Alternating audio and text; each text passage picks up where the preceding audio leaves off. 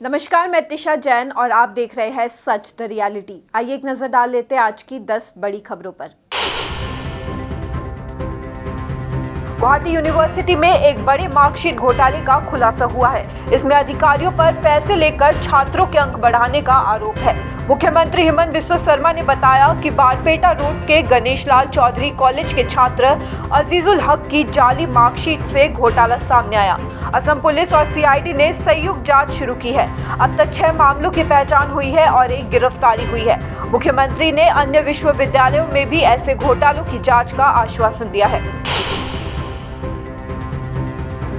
असम के मुख्यमंत्री हेमंत बिस्वा शर्मा ने स्पष्ट किया है कि प्रस्तावित मां कामाख्या मंदिर एक्सेस कॉरिडोर का निर्माण बिना आईआईटी गुवाहाटी की मंजूरी के शुरू नहीं होगा। शर्मा ने बताया कि लार्सन एंड ट्रूबो को इस परियोजना का काम सौंपा गया है और योजनाएं आईआईटी गुवाहाटी को मंजूरी के लिए भेजी गई है। अगर मंजूरी मिलती है तो 2-3 महीनों में निर्माण कार्य शुरू हो सकता है। उन्होंने कहा कि इस परियोजना को जन समर्थन प्राप्त है और इसे 2 साल के भीतर पूरा कर लिया जाएगा। परियोजना में केवल सड़क और छत शीटिंग जैसे बुनियादी निर्माण कार्य शामिल होंगे।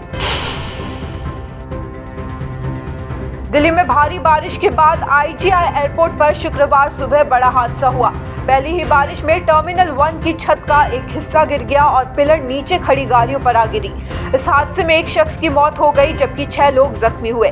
दिल्ली एयरपोर्ट के टर्मिनल 1 पर भारी बारिश के बीच छत का एक हिस्सा गिरने से जान गंवाने वाले व्यक्ति के परिजनों को 20 लाख रुपए का मुआवजा देने की घोषणा की गई है।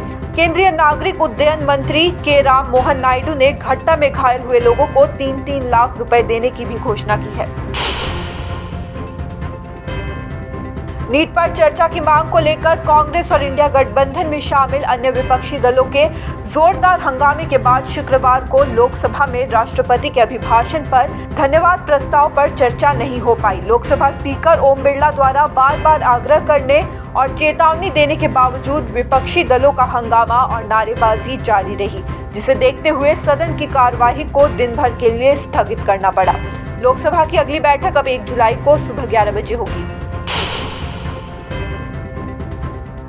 दिसंबर 2019 से doctor Baba Saheb Ambedkar open university अपने Atri special learner support centre के माध्यम से ट्रांसजेंडर छात्रों को सहायता प्रदान करता रहा है। साल 2021 से हर साल बीएओयू ने उत्कृष्ट ट्रांसजेंडर छात्रों को उसकी उपलब्धि और विश्वविद्यालय समुदाय में उसके योगदान को मान्यता देते हुए सम्मानित किया है, जिसे आगे बढ़ाते हुए बीएओयू के कुलपति प्रोफेसर डॉक्टर अमी उपाध्याय ने ट्रांसजेंडर को निःशुल्क शिक्षा प्रदान करने का फैसला लिया है।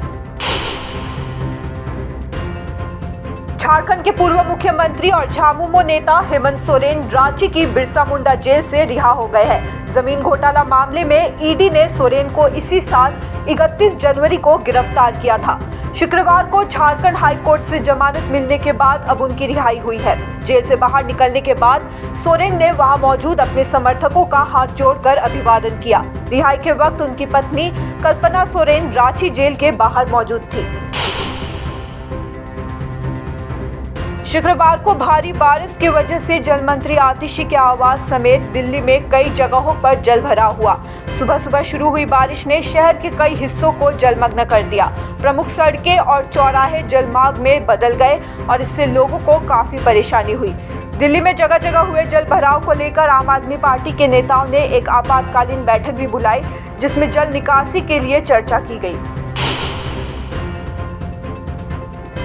कांग्रेस पार्टी ने लोकसभा अध्यक्ष ओम बिरला पर एक बड़ा आरोप लगाया है, जिसमें दावा किया गया है कि जब Rahul Gandhi NEET paper leak का मुद्दा उठा रहे थे तब उनका माइक्रोफोन बंद कर दिया गया था।